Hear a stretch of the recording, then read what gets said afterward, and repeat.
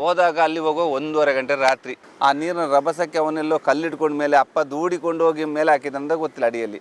ಆದರೆ ಮಗನ ದೇಹ ಸಿಕ್ಕಿದೆ, ಅಪ್ಪನ ದೇಹ ಸಿಕ್ಕಿಲ್ಲ. ಆ ರಾತ್ರಿ ಮುಳುಗಲಿಕ್ಕೆ ಸ್ವಲ್ಪ ಭಯ ಆಗ್ತದೆ. ಯಾಕೆಂದರೆ ಮೊಸಳೆಗಳು ಸಿಕ್ಕಿದ್ರೆ ಅದು ತಮ್ಮ ಪಾಡಿಗೆ ತಮ್ಮ ಒಂದು ಆಹಾರ ಸಿಕ್ಕಿದಂಥ ರಾತ್ರಿ ಅಡಿಯಲ್ಲಿ ತಗೊಂಡು ಹೋದರೆ ಅಪ್ಪ ಹರಿದಾಗ ಮಗನೂ ಅಡಿಗೋದ, ಅಪ್ಪನೂ ಅಡಿಗೋದು. ಸಾವಿರಾರು ಜನ ಕಾಯ್ತಾ ಇದ್ದಾರೆ ಮುಸ್ಲಿಂ ಸಮುದಾಯರು, ದೂಡಿದ್ದಾರೆ, ಕಲ್ಲು ಮೇಲೆ ಬಿದ್ದಿದ್ದಾರೆ. ಹೀಗೆ ಆವಾಗ ನನಗೆ ನೆನಪಾಯಿತು, ಮಗನ ದೂಡಿ ಬಿಟ್ಟಿದ್ದಾರೆ, ಇವ್ರ ಮೇಲೆ ಹತ್ಲಿಕ್ಕೆ ಆಗಲ್ಲ, ಇವರಲ್ಲೇ ಬಿದ್ಕೊಂಡಿದ್ದಾರೆ. ಅದರಲ್ಲಿ ಸುಮಾರು 55 ಅಡಿಯಲ್ಲಿ ನೋಡುವಾಗ ಲಾಸ್ಟಿಗೆ ನನಗೆ ಸ್ವಲ್ಪ ಬೆನ್ನು ತೋರ್ತಾ ಉಂಟು ಅಡಿಯಲ್ಲಿ.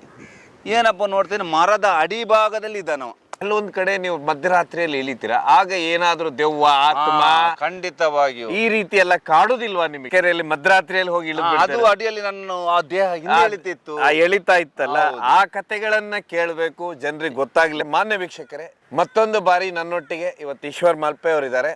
ಮಲ್ಪೆ ಅವ್ರನ್ನ ನೋಡ್ಲಿಕ್ಕೆ ಬಂದೆ ನಾನು. ಯಾಕಂತ ಹೇಳಿದ್ರೆ ಇತ್ತೀಚೆಗೆ ಅವ್ರದ್ದು ಯೂಟ್ಯೂಬ್ ಚಾನಲ್ ಇದೆ. ಸುಮಾರು ನೀವು ಅವರ ಕಾರ್ಯಾಚರಣೆಗಳು ಮಾಡುವತ್ತಿಗೆ ಅವ್ರ ಯೂಟ್ಯೂಬ್ ಚಾನಲಲ್ಲಿ ನಾವು ನೋಡ್ತಿರ್ತೇವೆ. ಹೀಗಾಗಿ ನಾನು ಅವರನ್ನು ಕೇಳಲಿಕ್ಕೆ ಬಂದೆ, ಸರ್ ಕಾರ್ಯಾಚರಣೆಗಳನ್ನು ನಾವು ಯೂಟ್ಯೂಬಲ್ಲಿ ನೋಡ್ತೇವೆ, ಆದರೆ ಈ ಘಟನೆಗಳೇ ಯಾಕೆ ನಡೀತಾವೆ, ಏನೆಲ್ಲ ಸಮಸ್ಯೆಗಳಾಗ್ತವೆ, ಇವತ್ತಿನ ಕಾಲದಲ್ಲಿ 1 ಅಥವಾ 2 ಮಕ್ಕಳು ಇರ್ತಾರೆ ಒಂದು ಮನೆಯಲ್ಲಿ, ಯಾಕೆ ಈ ರೀತಿ ಡೆತ್ಗಳಾಗ್ತವೆ, ಇದೆಲ್ಲದಕ್ಕಿಂತ ಹೆಚ್ಚಾಗಿ ಆತ್ಮಹತ್ಯೆ ಮಾಡ್ಕೊಳ್ಳೋವಂಥರ ಸಂಖ್ಯೆ ಯಾಕೆ ಜಾಸ್ತಿ ಆಗ್ತಾ ಇದೆ, ಅದಕ್ಕಿಂತ ಹೆಚ್ಚಾಗಿ ಡಿಪ್ರೆಷನ್ಗೆ ಒಳಗಾಗುವಂಥವ್ರು ಯಾಕೆ ಸಾಯ್ತಾರೆ ಅನ್ನುವಂಥದ್ದು ಸುಮಾರು ಕೇಸ್ಗಳ ಬಗ್ಗೆ ಈಶ್ವರ್ ಮಲ್ಪೆ ಅವರು ನನ್ನ ಹತ್ರ ಹೇಳ್ತಾ ಇದ್ರು.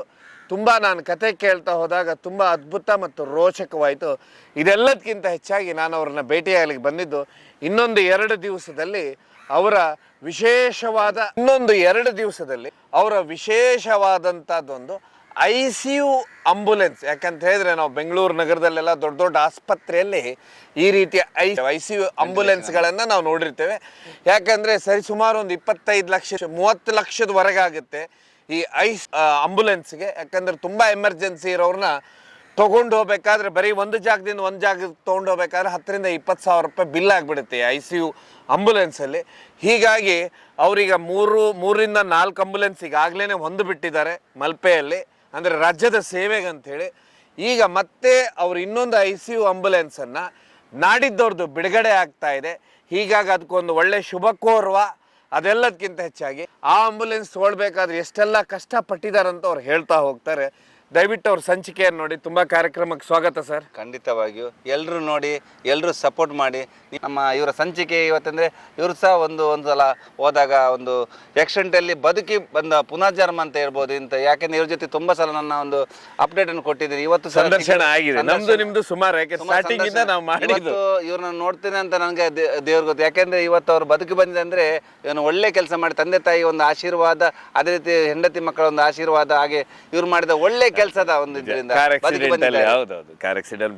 ಇನ್ನಷ್ಟು ಒಳ್ಳೇದಾಗ್ಲಿ ಅವರಿಗೆ, ಅವರ ಆರೋಗ್ಯ ಕೊಡ್ಲಿ ಅಂತ ನಾನು ದೇವರ ಪ್ರಾರ್ಥನೆ ಮಾಡ್ತೀನಿ. ಯಾಕಂದ್ರೆ ನಿಮ್ ಯೂಟ್ಯೂಬ್ ಚಾನಲ್ ಅಲ್ಲಿ ಏನಾಗಿತ್ತಂದ್ರೆ ನೀವು ನೀರಲ್ಲಿ ಇಳಿಯೋದು ಲೈವ್ ಎಲ್ಲ ನಾವು ನೋಡ್ತೇವೆ, ಆದ್ರೆ ನಡೆದಿರೋ ಘಟನೆ ಯಾಕೆ ನಡೀತು, ಅಲ್ಲಿ ಯಾಕೆ ಪ್ರಾಣ ಬಿಟ್ರು, ಆಮೇಲೆ ಕೆಲವೊಂದ್ ಕಡೆ ಜನ ನೀರಲ್ಲಿ ಬದುಕಬೇಕಂದ್ರೆ ಎಷ್ಟು ಸಲ ಮಾಡ್ತಾರೆ. ಆಮೇಲೆ ಕೆಲವೊಂದ್ ಕಡೆ ನೀವು ಮಧ್ಯರಾತ್ರಿಯಲ್ಲಿ ಇಳಿತೀರಾ, ಆಗ ಏನಾದ್ರೂ ದೆವ್ವ ಆತ್ಮ ಖಂಡಿತವಾಗಿಯೂ ಈ ರೀತಿ ಎಲ್ಲ ಕಾಡುದಿಲ್ವಾ ನಿಮಗೆ ಅನ್ನುವಂತದ್ದು ನಾನು ಕೇಳ್ಬೇಕಾಗಿರುತ್ತೆ. ಯಾಕಂದ್ರೆ ನೀವು ಮೊನ್ನೆ ಒಂದು ಚಳ್ಳಕೆರೆಯಲ್ಲಿ ಮಧ್ಯರಾತ್ರಿಯಲ್ಲಿ ಹೋಗಿ ಅದು ಅಡಿಯಲ್ಲಿ ನನ್ನ ಆ ದೇಹ ಎಳಿತಿತ್ತು, ಎಳಿತಾ ಇತ್ತಲ್ಲ, ಆ ಕಥೆಗಳನ್ನ ಕೇಳ್ಬೇಕು, ಜನರಿಗೆ ಗೊತ್ತಾಗ್ಬೇಕು. ಯಾಕಂದ್ರೆ ನೀವು ಹೇಳಿದ ಎಷ್ಟೋ ಜನ ಕೇಳ್ತಾರೆ ನನಗೆ, ಅಡಿಯಲ್ಲಿ ದೇವ ಇಲ್ವಾ ಭೂತ ಇಲ್ವಾ, ಒಂದು ಕಣ್ಣು ಬಿಟ್ರೆ ಹೇಗಾಗ್ತದೆ ಒಂದೇ ಸಲ ಅಂತ. ಆವಾಗ ನಾನು ಅದೇ ರೀತಿ ಆದ ಘಟನೆ ಮೊನ್ನೆ ಮಾತ್ರ ಚಳ್ಳಕೆರೆಯಲ್ಲಿ ಮಾತ್ರ ಹುಡುಗರಂತ ಹೇಳ್ತೀವಿ, ಇವಾಗ ವಾಪಸ್ ಹೇಳ್ಕೊಂಡು ಹೋಗಿದೆ, ಮತ್ತೆ ಎಲ್ಲೂ ಆಗಿಲ್ಲ. ಇದು ಫಸ್ಟ್ ಟೈಮ್ ಅಂತೀರಾ. ತುಂಬಾ ಧನ್ಯವಾದ ಸರ್. ಖಂಡಿತವಾಗಿ ಸರ್. ನೀವು ಕತೆ ಹೇಳುವುದರಿಂದ ಜನರಿಗೆ ಯಾವ ರೀತಿ ಜಾಗೃತಿ ವಹಿಸಬೇಕು, ಅಥವಾ ಒಂದು ಯಾವ್ದಾದ್ರು ಒಂದು ಡೆಡ್ ಬಾಡಿ ತೆಗಿಬೇಕಂದ್ರೆ ಎಷ್ಟು ಕಷ್ಟ ಇರುತ್ತಂತೂ ಗೊತ್ತಾಗುತ್ತೆ. ಇತ್ತೀಚೆಗೆ ನೀವು ನೋಡಿದ್ದು ಯಾವುದೋ ಒಂದು ಹೆಣ ಕೆಳಗೆ ಹೋದ್ರೆ ಮತ್ತೆ ಕೆಳಗೆ ಹೋಗ್ತಿತ್ತಂತೆ, ಮೇಲ್ ತಂದ್ರಿ, ಎಲ್ಲಿ ಸರ್, ಏನಾಯ್ತು ಘಟನೆ? ಎಲ್ರಿಗೂ ನಮಸ್ಕಾರ. ನಾನು ನಿಮ್ಮ ಪ್ರೀತಿಯ ಈಶ್ವರ್ ಮಲ್ಪೆ. ಮೊದಲನಾಗಿ ನಮ್ಮ ಜನತೆಗೆ ನಾನು ಕೈ ಮುಗಿತಿದ್ದೀನಿ. ಯಾಕೆಂದರೆ ಇವತ್ತು ಅವರ ಆಶೀರ್ವಾದ ಒಂದು ಇದ್ದಿದ್ದರಿಂದ ನಾನು ಈಶ್ವರನಾಗಿದ್ದೀನಿ. ದೇವರ ಪ್ರೇರಣೆ ಇಲ್ಲದ ಒಂದು ಹುಲ್ಲು ಕಡ್ಡಿ ಅಲ್ಲಾಡಲ್ಲ. ಅದೇ ರೀತಿ ಇವತ್ತು ನಾನು ಬದುಕಿದ್ದೀನಿ ಅಂದರೆ ಸಮಸ್ತ ಜನತೆ, ನಮ್ಮ ಕನ್ನಡ ನಾಡಿನ ಎಲ್ಲರೂ ಒಂದು ಆಶೀರ್ವಾದ. ನನಗೆ ದಿನ ಬೆಳಗಾದಾಗ ಪತ್ರಿಕೆ ಮಾಧ್ಯಮದಲ್ಲಿ ನೀವು ನೋಡಿರ್ತೀರಿ, ಎಲ್ಲರೂ ಆತ್ಮಹತ್ಯೆ ಮಾಡ್ಕೊಳ್ಳೋದು, ಮಕ್ಕಳು ಈ ಟೈಮಲ್ಲಿ ಈಗ ಶಾಲೆಗೆ ರಜೆ ಸಿಕ್ಕಿದಾಗ ಎಲ್ಲರೂ ಮಕ್ಕಳು ಈಜಿಕ್ಕೆ ಹೋದಾಗ ತಮ್ಮ ಪ್ರಾಣ ಕಳ್ಕೊಳ್ಳೋದು, ಅಲ್ಲಿ ಕಾಲ್ಜಾರಿ ನೀರಿಗೆ ಬೀಳೋದು, ಈ ಘಟನೆಗಳು ತುಂಬ ಆಗ್ತಾ ಉಂಟು.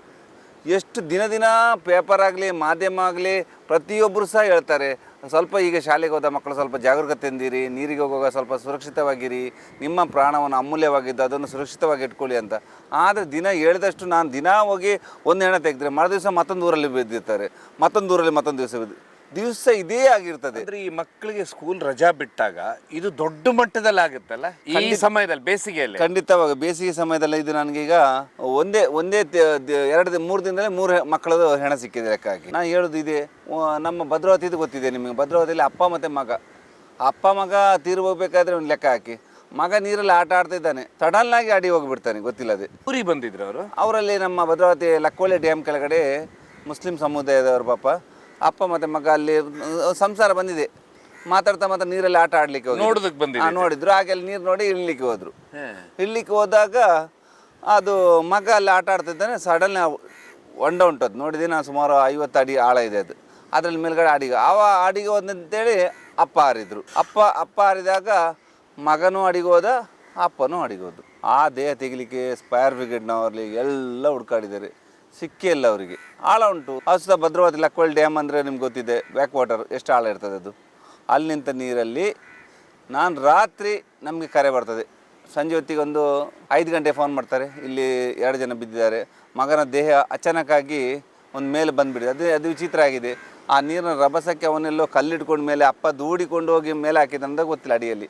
ಆದರೆ ಮಗನ ದೇಹ ಸಿಕ್ಕಿದೆ, ಅಪ್ಪನ ದೇಹ ಸಿಕ್ಕಿಲ್ಲ. ಏನಾಗಿರ್ಬೋದು ಅಂತ ಅಪ್ಪ ಏನಂದ್ರೆ ಕೆಳಗೆ ನೀರು ಆಳದಲ್ಲಿ ಮಗನ ಬಚಾವ್ ಮಾಡ್ಲಿಕ್ಕೆ ಅಂತ ಹೋಗಿದ್ದೆ. ಅದು ಏನು ಗೊತ್ತಾ, ಜಾಗ ಮಣ್ಣಲ್ಲ, ಜೌಗು ಮಣ್ಣಲ್ಲ, ಅಡಿಯೆಲ್ಲ ಕಲ್ಲು ಉಂಟಲ್ಲ, ಕಲ್ಲೆಲ್ಲ ಮಿಶ್ರಿತ ಕಲ್ಲು. ಅದ್ರಲ್ಲಿ ನಡ್ಕೊಂಡು ಹೋಗಿ ಮಗನ ದೂಡಿ ಮೇಲ್ಬಿಟ್ಟಿದ್ದಾನೆ. ಅಡಿಯಲ್ಲಿ ಹೋಗಿ. ಆದ್ರೆ ಅವನು ಅಡಿಯಲ್ಲೇ ಇದ್ದಾನೆ. ಆದ್ರೆ ಸ್ವಲ್ಪ 15 ನಿಮಿಷ ಬಿಟ್ಟು ಮಗ ಮೇಲ್ ಬೀಳ್ತಾನೆ. ಆವಾಗ ಮೇಲ್ ಬಿದ್ದಾಗ ಆ ದೇಹ ಮೃತಪಟ್ಟಿರ್ತದೆ.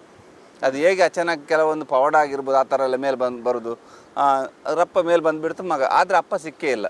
ಸಿಗದಾಗ ನನಗೆ ಸಂಜೆ 6 ಗಂಟೆ ಫೋನ್ ಮಾಡ್ತಾರೆ, ಮಗ ಸಿಕ್ಕಿದ್ದಾರೆ ಮೇಲೆ ಬಂದ ದೇಹ, ಆದರೆ ಅಪ್ಪನ ದೇಹ ಸಿಕ್ಕಿಲ್ಲ ಅಂತ. ಅದು ನನಗೆ ಒಂದೇ ಗೊತ್ತಾಗೋದು ಏನಂದರೆ, ನನಗೆ ಸಹ ಆರೋಗ್ಯ ಸ್ವಲ್ಪ ಕ್ಷೀಣಿತ. ಯಾಕೆಂದರೆ ಮೊನ್ನೆ ನಾವು 4-5 ಕಡೆಯಿಂದ ಮುಳುಗಲಿಕ್ಕೆ ಡೈಲಿ ಇತ್ತು. ಒಂದು ನಮಗೆ ನಮ್ಮ ಚನ್ನರಾಯಪಟ್ಟಣದಲ್ಲಿ, ಆ ವಿಷಯ ಮತ್ತೆ ಹೇಳ್ತೀನಿ, ಚನ್ನರಾಯಪಟ್ಟಣದ ಹತ್ರ ಒಂದು ನೀರು, ಆ 30 ಅಳಿಗೆ ನೀರಿಲ್ಲ. 30 ಅಳಿ ನೀರಿಲ್ಲದಾಗ ನನಗೆ ಫೋನ್ ಮಾಡ್ತಾರೆ, ಒಂದು ಡ್ಯಾಮಿಂದ ನಮಗೆ ಅಡಿಯಿಂದ ಬ್ಲಾಕ್ ಆಗಿದೆ, ಅದು ಪಂಪನ್ನು ನಾವು ಬಂದ್ ಮಾಡಬೇಕು, ಬಂದ್ ಮಾಡಲಿಕ್ಕೆ ನೀರು ಆಳದಲ್ಲುಂಟು, ಅದು ಬಂದ್ ಮಾಡಿದರೆ ಮಾತ್ರ ನಮ್ಮದು ಮೋಟ್ರ್ ತೆಗಿಲಿಕ್ಕೆ ಆಗ್ತದೆ, ನೀರಲ್ಲಿ ಮೋಟ್ರ್ ಉಂಟು. ಆವಾಗ ನಾನು ಅಲ್ಲಿಗೆ ಹೋದೆ. ಅಲ್ಲಿ ಹೋಗಿ ಆ ದಿವಸನೂ ಅಲ್ಲಿಂದ ಆ ಮೋಟ್ರ್ ತೆಗೆದು ಆ 30 ಅಳ್ಳಿಗೆ ನೀರು ಸಮ ಮಾಡಿ ಕೊಡ್ತು ನಾವು. ಅಲ್ಲಿಂದ ನಾವು ಸೀದಾ ಬೆಳಗಮ್ಮ ಹೋಯ್ತು. ಬೆಳಗಮ್ಮಲ್ಲಿ ಒಂದು ಕೇಸ್ ಇತ್ತು. ಆ ಬೆಳಗಮ್ಮಲ್ಲಿ ಒಂದು ಕೇಸ್ ತೆಗೆದು ಅಲ್ಲಿ ಮುಳುಗಿ ಅಲ್ಲಿ ತೆಗೆದು ಅಲ್ಲಿಂದ ದೇಹ ತೆಗೆದು ಅವ್ರಿಗೆ ಕೊಟ್ಟು, ಅಲ್ಲಿಂದ ಮತ್ತೆ ನಾವು ತೀರ್ಥಹಳ್ಳಿಗೆ ಬಂತು. ತೀರ್ಥಹಳ್ಳಿ ಮತ್ತೊಬ್ಬ ಹುಡುಗ ಬಿಂದ, ಅವನೆಲ್ಲಿ ಅಂದರೆ ಒಡಿಶಾದವನು. ಅವನು ತೆಗೆದು ಒಂದೇ ದಿನ 3 ಕಡೆ ನಾವು ಮುಳುಗಿದ್ದೇವೆ. ಆವಾಗ ನನಗೆ ಸ್ವಲ್ಪ ಹೆಲ್ತ್ ವಿಷಯ ಆಯಿತು. ಯಾಕೆಂದರೆ ಒಂದೊಂದು ಕಡೆ ನೀರು ಚೇಂಜ್ ಇರ್ತದೆ, ಅಲ್ಲೊಂದು ಚೇಂಜಿ, ಡ್ಯಾಮಲ್ಲೊಂದು ಚೇಂಜಿ, ಮತ್ತು ಅಲ್ಲ ಅದು ಒಳಗೆ ಹೋಗ್ಬಿಡ್ತದಲ್ಲ. ಯಾಕೆಂದರೆ ಆ ಹೆಲ್ತಿಂದ ಸ್ವಲ್ಪ ಚೇಂಜ್ ಆಗಿ ನನಗೆ ಸ್ವಲ್ಪ ಕೆಮ್ಮು ಶುರುವಾಯಿತು. ಕೆಲವು ಥ್ರೋಟ್ ಇನ್ಫೆಕ್ಷನ್ ಆಗಿದೆ ಅಂತ ಇದ್ದೆ. ಆಮೇಲಿಂದ ನಂಗೆ ಸ್ವಲ್ಪ ಕೆಮ್ಮಿದೆ. ಆದರೆ ಆ ಕೆಮ್ಮು ಇಟ್ಕೊಂಡು ಮನೇಲಿ ಮಲಗಿದಾಗ ಫೋನ್ ಬಂದಾಗ ಇವತ್ತಿಗೆ 1-2 ವಾರ ಆಯಿತು. ಈಗ ಅದೇ ರೀತಿ ಇದೆಯಲ್ಲ. ನಾನು ಹೋದಾಗ ಅಲ್ಲಿ ಹೋಗೋ 1:30 ಗಂಟೆ ರಾತ್ರಿ. ಏನು ಮಾಡೋದು, ಹೋಗುವಾಗ ಸಾವಿರಾರು ಜನ ಕಾಯ್ತಾ ಇದ್ದಾರೆ, ಮುಸ್ಲಿಂ ಸಮುದಾಯದವರು ಮತ್ತು ಊರಿನವರೆಲ್ಲ. ಯಾಕೆಂದರೆ ಒಂದು ತಂದೆ ಮಗನ ಶವ ಸಿಕ್ಕಿದ ಮೇಲೆ ತಂದೆದು ಸಿಗಬೇಕಲ್ಲ, ಒಟ್ಟಿಗೆ ದಫನ್ ಮಾಡಬೇಕಲ್ಲ. ಲಕ್ವಳ್ಳಿ ಡ್ಯಾಮಲ್ಲಿ, ಭದ್ರಾವತಿ ಡ್ಯಾಮಲ್ಲಿ ಅಡಿಗೆ ಹೋದೆ. ನಾನು ಹೋಗುವಾಗಲೇ ನನಗೆ ಮನಸ್ಸು ಒಂದ್ಸಲ ಬೇಡ, ಸ್ವಲ್ಪ ನೋಡಿ ಬೆಳಿಗ್ಗೆ ಮುಳುಗ್ತೀನಿ ಅಂತ. ಯಾಕಂದರೆ ಹುಷಾರಿಲ್ಲ, ಈ ಜ್ವರ. ಆದರೆ ಜನ, ಆ ಮನೆಯವರು ಅಳುತ್ತಾ ಇದ್ದಾರೆ, ಒಂದು ತೆಗೆದುಕೊಡಿ ಅಂತ. ನನಗೆ ದುಃಖ ಆಯಿತು, ಬೇಜಾರಾಯಿತು. ಮೊದಲಾಗಿ ಆ ಮಗ ಶವ ಸಿಕ್ಕಿದೆ, ತಂದೆದು ಸಿಕ್ಕಿಲ್ಲ, ಒಟ್ಟಿಗೆ ದಫನ್ ಮಾಡಬೇಕು, ಒಟ್ಟಿಗೆ ಇದೆಲ್ಲ ಅವ್ರ ಅಂತಿಮ ಕ್ರಿಯೆ ಮಾಡಬೇಕಂತ ರಾತ್ರಿ 1:30 ಗಂಟೆಗೆ ಕೂಬ ಹಾಕ್ಕೊಂಡು ಮತ್ತೆ ತಲೆಗೆ ಸ್ವಲ್ಪ ಈ ಜಂಡು ಬಾಂಬ್ ತಲೆಗೆಲ್ಲ ಹಚ್ಕೊಂಡು 20 ಜನ ಹಚ್ಕೊಂಡು ಮತ್ತೆ ಕೆಳಗೆ ಹೋದೆ, ನೋವು ಸ್ವಲ್ಪ ಕಮ್ಮಿ ಆಗಲಿ ಅಂತೇಳಿ. ಆದರೆ ಟಾರ್ಚ್ ಇಟ್ಕೊಂಡು ಹೋಗಿದೆ. ಅಡಿಗೆ ಹೋಗಿ ಹುಡುಕ್ತೇನೆ, ಸುಮಾರು 45-50 ಅಡಿ ಆಳದಲ್ಲಿ. ನನಗೆ ಸಿಕ್ಕಿದ ಖಾಲಿ ಫಸ್ಟಿಗೆಲ್ಲ ಮೀನುಗಳೇ ಸಿಗೋದು. ಲೈಟ್ ಹಾಕಿದ ಮೇಲೆ ಮೀನು ಬರ್ತಾ ಉಂಟಲ್ಲಿ. ಆ ಇದಲ್ಲ ಹೊಳೆ ಅಲ್ಲ, ಹೊಳೆಯಲ್ಲಿರುವ ಲೈಟ್ ಬಿಟ್ಟರೆ ಲೈಟ್ಗೆ ಮೀನು ಬರ್ತದೆ. ಲೈಟ್ ಫಿಶ್, ನಮ್ಮ ಸಮುದ್ರದಲ್ಲಿ ಲೈಟ್ ಫಿಶಿಂಗ್ ಹೇಗೆ ಮಾಡ್ತಾರೆ ಅದೇ ರೀತಿ ಲೈಟ್ ಟಾರ್ಚ್ ಹಾಕೊಳ್ಳುವಾಗ ಟಾರ್ಚ್ ಹತ್ರ ಮೀನು ಬರ್ತಾ ಉಂಟು ಆಳದಲ್ಲಿ. ಮತ್ತೊಂದೇನೆಂದರೆ ಅಲ್ಲಿ ಮೊಸಳೆಗಳಿವೆ. ಆ ರಾತ್ರಿ ಮುಳುಗಲಿಕ್ಕೆ ಸ್ವಲ್ಪ ಭಯ ಆಗ್ತದೆ. ಯಾಕೆಂದರೆ ಮೊಸಳೆಗಳು ಸಿಕ್ಕಿದ್ರೆ ಅದು ತಮ್ಮ ಪಾಡಿಗೆ, ತಮ್ಮ ಒಂದು ಆಹಾರ ಸಿಕ್ಕಿದಂಥ ರಾತ್ರಿ ಅಡಿಯಲ್ಲಿ ತಗೊಂಡು ಹೋದರೆ ಗೊತ್ತೇ ಆಗುದಿಲ್ಲ ಯಾರಿಗೂ. ಗೊತ್ತೇ ಆಗುದಿಲ್ಲ. ಕಾಲ್ ಟಾರ್ಚ್ ಬೆಳಕು ಮಾತ್ರ ಹೋಗ್ತಾ ಇರ್ತದೆ. ಅದರಿಂದ ನಮ್ಮ ಜೀವಕ್ಕೂ ಅಪಾಯ ಇರ್ತದೆ. ಆದರೆ ನನಗೆ ಒಂದು ದೇವರ ವರ ಇರ್ಬೋದು, ದೇವರ ಶಕ್ತಿ, ಜನಗಳ ಆಶೀರ್ವಾದ, ಅದನ್ನು ಇಟ್ಕೊಂಡು ನನಗೆ ಆ ಮನೆಯವರ ಕಷ್ಟ ನೋಡಲಿಕ್ಕೆ ಆಗೋದಿಲ್ಲ, ಆಳುವುದಿಲ್ಲ. ಯಾಕೆಂದರೆ ಅವರು ತುಂಬ ಆ ಊರಿನವರೆಲ್ಲ ಒಂತೆ ಕೊಡಿ ಅಂತ ಹೇಳ್ತಾರೆ. ಸರಿ ಆಯಿತು, ನನಗೇನು ಗೊತ್ತಾ, ನನಗೆ ಆ ಮನೆಯವರಿಗೆ ಒಳ್ಳೆಯದಾದರೆ ಸಾಕು, ಆ ಕಷ್ಟಕ್ಕೆ ನಾವು ಭಾಗಿಯಾಗಬೇಕು, ಅದೇ ನನಗೊಂದು ಆಸೆ. ನನಗೆ ಹುಷಾರಿಲ್ಲದ ಪರವಾಗಿಲ್ಲ, ಹೋಗಿ ತಕ್ಷಣ ತೆಕ್ಕೊಡು ಅಂತ.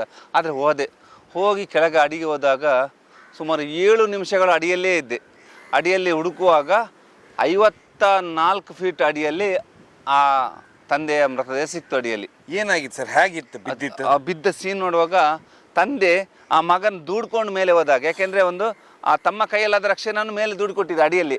ಮಗನ ಉಳಿಸ್ಬೇಕಂತ ತಂದೆ ಜೀವ ಕೊಟ್ಟ. ಹಾಗೆ ಆಗಿದೆ. ಅಡಿಯಲ್ಲಿ ದೂಡಿದ್ದಾರೆ, ಕಲ್ಲು ಮೇಲೆ ಬಿದ್ದಿದ್ದಾರೆ. ಹೀಗೆ ಆವಾಗ ನನಗೆ ನೆನಪಾಯಿತು, ಮಗನ ದೂಡಿ ಬಿಟ್ಟಿದ್ದಾರೆ, ಇವ್ರ ಮೇಲೆ ಹತ್ಲಿಕ್ಕೆ ಆಗಲ್ಲ, ಇವರಲ್ಲೇ ಬಿದ್ಕೊಂಡಿದ್ದಾರೆ ಅದರಲ್ಲಿ. ಅವಾಗ ತುಂಬ ಬೇಜಾರಾಯಿತು. ಯಾಕೆಂದರೆ ಒಂದು ಸಾವು ಸಹಜವಾದಲ್ಲ, ಅಸಹಜವಾದ. ಯಾಕೆಂದರೆ ಆ ತಂದೆ ಮಗನ ಬದುಕಿಸ್ಲಿಕ್ಕೆ ಹೋಗಿ ಆ ತಂದೆ ಮೇಲೆ ಬರಲಿಕ್ಕೆ ಆಗಿಲ್ಲ. ಆದರೆ ಮಗನ ದೇಹ ಮೇಲೆ ಹೋಗಿ ಸ್ವಲ್ಪ ಅವ ಮೇಲೆ ಬಂದು 15 ನಿಮಿಷ ಬಿಟ್ಟು ದೇಹ ಮೇಲೆ ಬಂತ ಒಂದು ಅಚಾನಕ್ಕಾಗಿ. ಆದರೆ ಇಬ್ಬರು ಸಹ ಮೃತಪಟ್ಟರು. ಮತ್ತು ಅದೇ ರಾತ್ರಿ ನಾನು ಕೇವಲ ಒಂದು 7 ನಿಮಿಷದಲ್ಲಿ ತೆಕ್ಕೊಟ್ಟೆ. ಕೈಯಲ್ಲೇ ತಗೊಂಡು ಬಂದೆ, ಕಾಲಿಟ್ಕೊಂಡು. ಎಲ್ಲ ದೇಹಗಳನ್ನು ನಾನು ಜಾಸ್ತಿ, ಅಷ್ಟು ದೊಡ್ಡ ಜೀವ, 5.6 ಫೀಟ್ ಹೈಟ್ ಇದ್ದಾರೆ, ದಪ್ಪ ಇದ್ದಾರೆ, ಒಳ್ಳೆ ಮುಸ್ತಾದ ದೇಹ, 55 ಅಡಿಯಿಂದ ನಾನು ಕೈಯಲ್ಲೇ ತಗೊಂಡು ಬಂದೆ ಮೇಲೆ. ಆದರೆ ನೀರಲ್ಲಿ ಭಾರ ಇರೋದಿಲ್ಲ, ಎತ್ತ ದೇಹ ಆದರೂ ಸಹ. ಬಂದಾಗ ಮೇಲ್ಕೊಟ್ಟೆ. ಆದರೆ ಅವ್ರ ದೇಹ ಕೊಟ್ಟಾಗ ಆ ಜನತೆ ತುಂಬ ಸಪೋರ್ಟ್ ಮಾಡಿದೆ. ಈಶ್ವರಣ್ಣ ಉಳ್ಕೊಳ್ಳಿಕ್ಕೆ ರೂಮ್ ಸಹ ಮಾಡಿಕೊಟ್ರು, ನೀವು ಹೋಗೋದು ಬೇಡ, ಹುಷಾರಿಲ್ಲ ಅಂತೇಳಿ. ಆ ಊರಿನವ್ರಿಗೆ ನಾನು ಅಲ್ಲಿನ ಮೋಹನಣ್ಣ ಅಂತ ಇದ್ರು. ಯಾಕೆಂದರೆ ಆ ಜನ ನನಗೆ ಇದು 4ನೇ ಬಾರಿ ಕರೆಸ್ತಾ ಇದ್ದಾರೆ ಅಲ್ಲಿಗೆ, ಲಕ್ವಳ್ಳಿಗೆ 4ನೇ ಸಲ ಕರೆದ್ರು ಸಹ ನನಗೆ ಅಲ್ಲಿ ಬಂದಾಗ ನನ್ನ ಡೀಸೆಲ್ ವೆಚ್ಚವನ್ನು ಅವ್ರು ಕೊಟ್ಟಿದ್ದಾರೆ. ಅದಲ್ಲದೆ ಅಲ್ಲಿನ ಯಾರೂ ಅವರ ಒಂದು ಸಂಬಂಧಿಕರು ಸಹ ನಿಮ್ಗೆ ಇಷ್ಟು ಹಣ ಇರಲಿ ಅಂತೇಳಿ ಆ ದಿವಸ ನನಗೆ ಸ್ವಲ್ಪ ಹಣ ಅವರು ಕೊಟ್ಟಿದ್ದಾರೆ. ಇಲ್ಲ ಅಂತೇಳಿ, ಯಾಕೆಂದರೆ ನನ್ನ ಆಂಬುಲೆನ್ಸ್ಗೋಸ್ಕರ ನೀವು ಇಷ್ಟು ರಾತ್ರಿ ಬಂದ್ರಿ, ನಮ್ಮ ಕೈಯಿಂದ ಸ್ವಲ್ಪ ಇಟ್ಕೊಳ್ಳಿ ಅಂತ ಅದು ಸಹ ಸಹಾಯ ಮಾಡಿದ್ದಾರೆ. ಅದರಿಂದ ನಾನು ಜನತೆಗೆ ಕೇಳೋದಿಷ್ಟೇ, ನಾನು ಬಂದಾಗ ಡೀಸೆಲ್ಗೆ ಹೆಚ್ಚಾಗಿ ಕೊಡ್ತಾರೆ, ಬಡವ್ರ ಹತ್ರ ಯಾರೂ ಕೊಡೋದು ಬೇಡ ನನಗೆ ಪಾಪ. ಯಾಕೆಂದರೆ ಅವ್ರ ಹತ್ರನೇ ಇರೋದಿಲ್ಲ. ಯಾರಾದ್ರು ಇದ್ದರೆ ಕೊಟ್ಟರೆ ನಾನು ನನ್ನ ಆಂಬುಲೆನ್ಸ್ಗೆ ನಿವಾರಣೆಗೆ ಆಗ್ತೀನಿ. ಯಾಕೆಂದರೆ ನಿಮ್ಗೆ ಗೊತ್ತಿದ್ದಾಗ ಈಗ 3 ಆಂಬುಲೆನ್ಸ್ ಇದೆ. ಅದು ಹೇಳ್ತೇನೆ, ಆ ವಿಷಯ ಹೇಳ್ತೀನಿ, ಆಮೇಲೆ ಆ ಆಂಬುಲೆನ್ಸ್ ವಿಷಯ ಮಾತಾಡುವ. ಆದರೆ ಆ ದಿವಸ ದೇಹ ತೆಗೆದು ಮನೆಗೆ ಬಂದೆ. ಮನೆ ಬಂದಾಗ 1 ದಿನ ಆಯಿತು, ಮಾರು ದಿವಸ ಮತ್ತೊಂದು ಕಾಲ್ ಬರ್ತದೆ ನಮಗೆ. ಆದರೆ ನನಗೆ ತಲೆನೋವು ಕಮ್ಮಿ ಆಗಿಲ್ಲ, ಕೆಮ್ಮು ಇತ್ತು. ಆದರೆ ಅಲ್ಲಿ ಅದು ಬಂದದ್ದು ಭದ್ರಾವತಿಯಿಂದ ಚಿತ್ರದುರ್ಗದಿಂದ ಚಳ್ಳಕೆರೆಯಿಂದ ಒಂದು 15 ಕಿಲೋಮೀಟರ್ ದೂರ ಒಂದು ಗ್ರಾಮದಲ್ಲಿ ಒಂದು ದೊಡ್ಡ ಕೆರೆ ಇದೆ. ಆ ಕೆರೆ ಆಳ ಎಷ್ಟುಂಟು ಅಂದರೆ ಸುಮಾರು 60 ಅಡಿ ಆಳ ಇದೆ. ಹೊಂಡ. ಹೌದು, ಹೊಂಡ. 100 ಅಡಿ ಆಗಲ್ಲ, 50 ಅಡಿ 100 ಅಡಿ ಚೌಕ ವಿಸ್ತೀರ್ಣ ಇದೆ ಹೊಂಡ. ಅದಿಷ್ಟು 15 ವರ್ಷ ಆಯ್ತಂತೆ. ಅದಕ್ಕೆ ಮಳೆ ಬಂದು ನೀರು ತುಂಬಿಲ್ಲ. ಯಾವಾಗ ಇದ್ರೂ ಸಹ ಕಮ್ಮಿ ಇರೋದು. ಹಳ್ಳಿಯವ್ರು ಎಂತ ಮಾಡ್ತಾರೆ, ಆ ನೀರಿಗೆಲ್ಲ ಮರ ಕೆಲ ಕಸ ಕಡ್ಡಿ ಎಲ್ಲ ಹಾಕಿ ಫುಲ್ಲಾಗಿ ಹೋಗಿದೆ, ನೀರು ಮಾತ್ರ ಫುಲ್ ಆಗಿದೆ. ಅಲ್ಲಿ ಮಕ್ಕಳು ಏನು ಮಾಡ್ತಾರೆ, ಈಗ ಶಾಲೆಗೆ ರಜೆ ಬೇಸಿಗೆ. ಆ ಹುಡುಗ 10ನೇ ಕ್ಲಾಸ್ ಪಾಸ್ ಎಕ್ಸಾಮ್ ಬರ್ತಿದ್ದಾನೆ, ಇನ್ನು ಬರಬೇಕಲ್ಲ ರಿಸಲ್ಟ್ ಎಲ್ಲ. ಆ ಹುಡುಗ ಏನು ಮಾಡಿದ್ದಾನೆ, ತನ್ನ ಚಿಕ್ಕಪ್ಪನೊಟ್ಟಿಗೆ ಈಜಲಿಕ್ಕೆ ಅಂತ ಹೋಗಿದ್ದಾನೆ. ಹೋದಾಗ ಅಲ್ಲಿ ಮಕ್ಕಳು ಏನು ಮಾಡಿದ್ದಾರೆ, ದೊಡ್ಡ ಒಂದು ಪ್ಲೋಟ್ ಬರ್ತದಲ್ಲ, ಇಂಥ ಪ್ಲೋಟು ಸೊಂಟಕ್ಕೆ ಕಟ್ಕೊಂಡು ನೀರಿಗೆ ಹಾರಿದ್ದಾರೆ. ಈಗ ಹಗ್ಗ ಕಟ್ಕೊಂಡು. ಆವಾಗ ಏನಾಯ್ತು, ಹಾರಿದಾಗ ಈ ಹಗ್ಗ ಬಿಚ್ಚಿ ಹೋಯ್ತು, ಪ್ಲೋಟ್ ಆಚೆ ಹೋಯ್ತು. ಹುಡುಗ ಇಷ್ಟೇ ಒಂದು 10ನೇ ಕ್ಲಾಸ್ ಹುಡುಗ, ಎಷ್ಟು ಒಂದು ಕಮ್ಮಿ ಅಂದರೆ ಒಂದು 4-5 ಫೀಟ್ ಹೈಟ್ ಇದ್ದಾನೆ, ಚಿಕ್ಕ ಹುಡುಗ ಅಡಿಗೆ ಹೋದ. ಅಪ್ಪ ಹಾರ್ಲಿಕ್ಕೆ ಆಗುತ್ತಾ? ಅಪ್ಪ ಇಲ್ಲ, ಚಿಕ್ಕಪ್ಪ ಹಾರಿದ್ರು, ಸ್ಥಳೀಯರು ಹಾರಿದ್ರು, ಆ ಹುಡುಗ ಅಡಿಗೆ ಹೋಗಿ ಆಯ್ತು. ಯಾಕೆಂದ್ರೆ 10 ಅಡಿ ಆದರೆ ತೆಗಿಬೋದು, ಅದು 50ರಿಂದ 60 ಅಡಿ ಹೋಗಿದೆ. ಏನು ಮಾಡೋದು, ಒಬ್ಬನೇ ಮಗ, ತಂದೆ ತಾಯಿಗೆ ಒಬ್ಬನೇ ಮಗ, ಅದು ಎಷ್ಟು ದುಃಖ ಆಗ್ತದೆ. ನನಗೆ ಕಾಲ್ ಬರ್ತದೆ, ಈಶ್ವರಣ್ಣ 1 ಗಂಟೆ ಆಯಿತು ಬಿದ್ದು, ಏನು ಮಾಡೋದು, ದೇಹ ತೆಗಿಲಿಕ್ಕೆ ಆಗೋದಿಲ್ಲ. ಯಾಕೆಂದರೆ ಫೈರ್ ಬ್ರಿಗೇಡ್ನವ್ರು ಎಷ್ಟು ಅವ್ರದ್ದು ಉಕ್ಸ್ ಹಾಕಿದ್ರು ಅಡಿಯಲ್ಲಿ ಮರನೇ ಸಿಗೋದು, ಈ ದೇಹ ಸಿಗೋದಿಲ್ಲ. ಜನ ಎಲ್ಲ ಕಸ ತುಂಬಿಟ್ಟಿದ್ದಾರೆ ಅಡಿಯಲ್ಲಿ. ಆದ್ರೆ ಬೆದರು ಮರ ಎಲ್ಲ ಉಂಟು ಅಡಿಯಲ್ಲಿ ಆಳದಲ್ಲಿ. ಇವ್ರು ಏನು ಮಾಡಿದ್ರು, ಬಂದಾಗ ಕರೆದ್ರು, ನಾನು ಹೋದಾಗ ಜನ ಸಾಗರವೇ ಉಂಟಲ್ಲಿ. ಹಳ್ಳಿಯಲ್ಲ, ಒಂದು ಹುಡುಗ ಬಿದ್ದಿದ್ದಾನಂದರೆ, ಮತ್ತು ಈಶ್ವರ್ ಮಲ್ಪೆ ಬಂತಂದರೆ ಎಲ್ರಿಗೂ ಗೊತ್ತಿದೆ, ಇವ್ರು ಬರ್ತಾರೆ ಮುಳುಗು ತಜ್ಞ ಅಂತೇಳಿ ಅಡಿಗೆ ಹೋಗ್ತಾರಂತ. ಅವರು ನೀರು ಆಳಕ್ಕೆ ಹೋಗೋರು ಯಾರು ಇಲ್ಲ ಅಲ್ಲಿ. ಯಾಕೆಂದರೆ ಮಾಮೂಲಿ ನೀರಲ್ಲಿ ಈಸ್ತಾರೆ, ಆದರೆ ಸ್ಕೂಬಾ ಹಾಕಿ ಆಕ್ಸಿಜನ್ ಹಾಕಿ ನೀರು ಆಳಕ್ಕೆ ಹೋಗೋರು ಅವ್ರು ನೋಡಿಲ್ಲ. ಆದರೂ ಸಹ ನನ್ನ ಅಭಿಮಾನಿ ಜನಗಳು ತುಂಬ ಜನ ಇದ್ದಾರೆ, ಸಪೋರ್ಟ್ ಮಾಡ್ತಾರೆ. ಬನ್ನಿ ಈಶ್ವರನ್, ನಾವು ಇದ್ದೇವೆ ಅಲ್ಲ ಅಂತೇಳಿ ಹೋದೆ. ಸೀದಾ ಶಿವಮೊಗ್ಗ ಆಯಿತು, ಚಿತ್ರದುರ್ಗ ಆಯಿತು, ಚಳ್ಳಕೆರೆಯಿಂದ ಸುಮಾರು ಒಂದು 16 ಕಿಲೋಮೀಟರ್ ದೂರದಲ್ಲಿ ಆ ಗ್ರಾಮ ಸಿಗ್ತದೆ. ಹೋಗ್ತೇವೆ. ರಾತ್ರಿ ಸುಮಾರು 11 ಗಂಟೆ ಆಗಿರ್ಬೋದು ಅಲ್ಲಿಗೆ. 11 ಗಂಟೆ ರಾತ್ರಿ ಆದರೆ ಮುಳುಗಬೇಕಲ್ಲ. ಆದರೆ ಫೈರ್ ಬ್ರಿಗೇಡ್ನವರು ಚಳ್ಳಕೆರೆಯವರು ಅಲ್ಲೇ ನಿಂತಿದ್ದಾರೆ ನನಗೋಸ್ಕರ. ಈಶ್ವರನ ನಾವು ನಿಮಗೆ ಸಪೋರ್ಟ್ ಮಾಡ್ತೇವೆ, ನಾವು ಇರ್ತೇವೆ ನಿಮ್ಮ ಜೊತೆ ಅಂತೇಳಿ. ಪಾಪ ಅವ್ರು ಬೆಳಿಗ್ಗೆಯಿಂದ ಒಂದು ಟ್ರ್ಯಾಕ್ಟರ್ ಲೋಡ್ ಮರವನ್ನು ಅಡಿಯಿಂದ ತೆಗೆದಿದ್ದಾರೆ. ಅವ್ರು ಲೆಕ್ಕ ಹಾಕಿ ಒಂದು ಲೋಡ್ ತೆಗೆದಿದ್ದಾರೆ ಕೊಕ್ಕೆ ಹಾಕಿ. ಅವ್ರು ಕೊಕ್ಕೆ ಹಾಕುವಾಗ ಸಿಗುದು ಖಾಲಿ ಅಲ್ಲಿನ ಒಂದು ಅಡಿಯಲ್ಲಿರುವ ಮರ, ಚಿಕ್ಕ ಚಿಕ್ಕ ಗೆಲ್ಲು, ಅದನ್ನು ರಾಶಿ ಮಾಡಿ ಒಂದು ಟ್ರ್ಯಾಕ್ಟರ್ ಒಟ್ಟು ಮಾಡಿ ಇಟ್ಟಿದ್ದಾರೆ. ಆದರೆ ದೇಹ ಸಿಕ್ಕಿಲ್ಲ ಅವರಿಗೆ. ಏನು ಮಾಡೋದು? ನಾವು ಹೋದೆ. ಅಲ್ಲಿ ಹೋದಾಗ ಫಸ್ಟಿಗೆ ಆ ಗ್ರಾಮ ದೇವರನ್ನು ಕೇಳ್ತೀನಿ, ಇಲ್ಲಿ ಗ್ರಾಮ ದೇವರು ಯಾರಂತ. ಇಲ್ಲಿನ ಆಂಜನೇಯ ದೇವರು ಅಂತ ಹೇಳ್ತಾರೆ.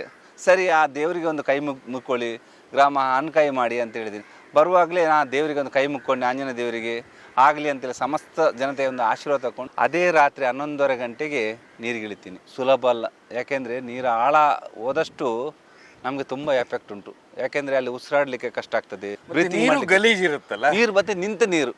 ಯಾಕೆಂದರೆ 12 ವರ್ಷ ನೀರು ಬರೋದು ಒಂದು ಸಲ ತುಂಬಿದ್ರೆ ಹೇಗೆ ಆಗಿರ್ತದೆ ಅದಕ್ಕೆ ಗಲೀಜು ನೀರು. ಆ ನೀರು ಆ ಥರ ಇದೆ ಹಸಿರಾಗಿ. ಅದರ ಅಡಿಭಾಗಕ್ಕೆ ಹೋಗಬೇಕಾದ್ರೆ ಅದರಲ್ಲಿ ಏನಿದೆ ನಮಗೆ ಗೊತ್ತಿದ್ದಿಲ್ಲ. ಈ ಹಾವು ಇರ್ತದೆ, ಜಲಚರಗಳು ಇರ್ತದೆ, ಏನಿರ್ತದೆ ಅಂತ ಗೊತ್ತಿರೋದಿಲ್ಲ. ಆದರೆ ನನಗೆ ಧೈರ್ಯ ಏನು ಗೊತ್ತಾ? ಜನತೆ, ದೇವರು, ಗ್ರಾಮ ದೇವರು, ಅವ್ರ ಮೇಲೆ ಒಂದು ಭಾರ ಹಾಕಿ ನಾನು ಹೋಗ್ತೀನಿ. ಇದಾದ ಮೇಲೆ ನೀವು ಒಳಗೆ ಹೋಗ್ಬೇಕಂದ್ರೆ ತುಂಬಾ ಇತ್ತು. ತುಂಬ ಅಂತ ಹೇಳ್ತಾರೆ ನೋಡಿ. ಒಂದೀಗ ನಾವೀಗ ನೆನೆಸ್ಕೊಳ್ಳೋದು, ಇವರು ಆಕ್ಸಿಜನ್ ಹಾಕಿದ್ರು ಅಡಿಗೆ ಹೋದ್ರು ಅಂತ. ಆ ಥರ ಅಡಿಯಲ್ಲಿ ಇರೋದಿಲ್ಲ. ಅದು ಪ್ರಪಂಚನೇ ಬೇರೆ ಅಲ್ಲಿ. ನೀರೊಳಗೆ ಪ್ರಪಂಚನೇ ಬೇರೆ. ಯಾಕೆಂದರೆ ಮೇಲ್ಗಡೆ ನಾವು ಹೇಗೆ ಇಂಡಿವಿಜುವಲ್ ಆಗಿ ನಾವು ಈಗ ಹೇಗೆ ಉಸಿರಾಡ್ತೇವೆ ಆ ಥರ ಉಸಿರಾಡ್ಕೊಂಡ್ಬೋದು, ಏನು ನೋಡ್ಬೋದು.